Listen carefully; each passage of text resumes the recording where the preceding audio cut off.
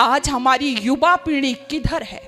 खासकर मैं अपनी बेटियों के लिए कह रही हूँ, वो किधर है? एक जरा सी चॉकलेट के लालच में धर्म परिवर्तन करती हैं बेटियां। एक जरा सी उनकी ऐश पूरा करने का उनको कोई लालच दे देता है, वो अपनी धर्म और संस्कृति से कट जाती हैं, भूल जाती है। ऐसा क्यों हो रहा है? ऐसा इसलिए हो रहा है, सुबह शाम बैठ करके आत्मनिरीक्षण कीजिएगा, ये गलती उन बच्चों की है या ये गलती हमारी है? कभी हम चाहते हैं ना कि हमारी बच्ची ऐसा करे? बोलो, कभी चाहते हैं हम ये सब हमारी बच्ची या बच्चे पढ़ें? नहीं चाहते। आप स्वयं, मैं आपसे सवाल कर रही हूं, आप पूछिएगा, एक छोटा सा बच्चा, कौन सा छोटा सा बच्चा? जो मुस्लिम परिवार में पैदा हुआ है, वो छोटा सा बच्चा बड़े चाव से, बड़े शौक से कुरान पढ़ता है, टोपी लगाता है। क्यों करता है जी? क्योंकि उसको सिखाया जाता है। एक ईसाई का बच्चा वो बड़े ताव से ताबीज पहनता है, लॉकेट पहनता है। लेकिन आपके बच्चे, कभी आपने बताया कि आपको यज्ञोपवीत पहनना है? कभी आपने बताया कि तुमको चोटी रखनी है? वो यज्ञोपवीत, वो चोटी जिसकी खातिर छोटे छोटे बच्चों ने बलिदान कर दिया और कहा कि काट दो, गर्दन काट दो। हकीकत राय से कुछ और कहा था क्या? यही तो कहा था, चोटी कटवा ले, जनेऊ उतार दे। क्या कहता है?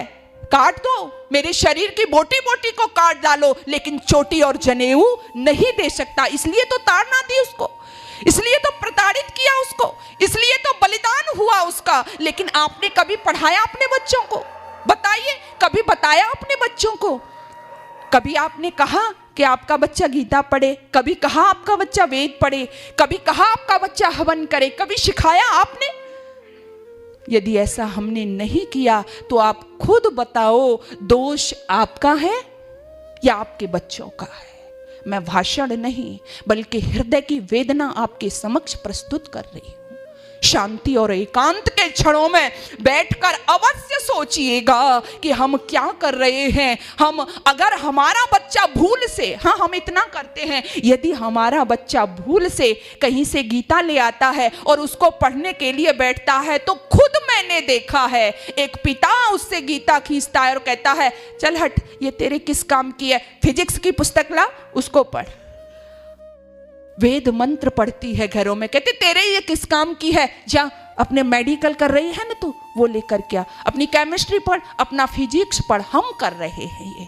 इसलिए जाग जाओ, जागृत हो जाओ। आपने विषय रखा ना, हमारी भूमिका क्या है उसमें, मातृ जगत की भूमिका क्या है उसमें, युवाओं की भूमिका क्या है उसमें। आपने बहुत सुना और मैं देख रही हूं कि आप यहां पर जितने लोग बैठे हैं, एजड ही बैठे हुए हैं।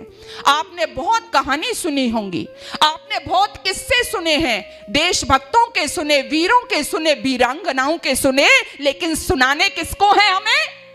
अपने बच्चों को सुनाने हैं। किसको सुनाने हैं हमें? अपनी बेटियों को सुनाना है। यदि आप जागृत होने की बात कर रही हो ना, आप सही अर्थों में जागृत हो, तो अपने बच्चों को इनको पढ़ाओ। क्यों पढ़ाओ? क्योंकि यदि आपने ऐसा नहीं किया ना, जब आपके बच्चे कामयाब होंगे, जब आपके बच्चे सफल होंगे, तो क्या होगा?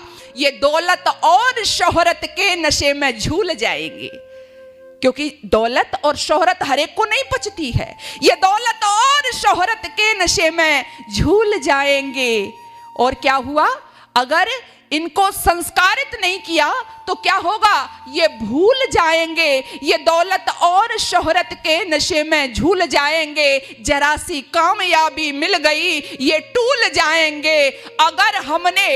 अगर हमने अपने बच्चों को वीरों के किस्से कहानी ना सुनाए तो हनी सिंह याद रख लेंगे, भगत सिंह भूल जाएंगे। हनी सिंह याद रख लेंगे, भगत सिंह भूल जाएंगे। और फिर आप रोना मत रोना, वो भगत सिंह का वजन बढ़ गया ना फांसी के तख्ते पर जाते समय, इसलिए मैंने पहले विद्यावती का नाम लिया। भगत सिंह को भगत सिंह बनाया किसने? मां विद्यावती ने बनाया। इसलिए देवियों, आप अपनी भूमिका को समझिए कि आपकी भूमिका क्या है।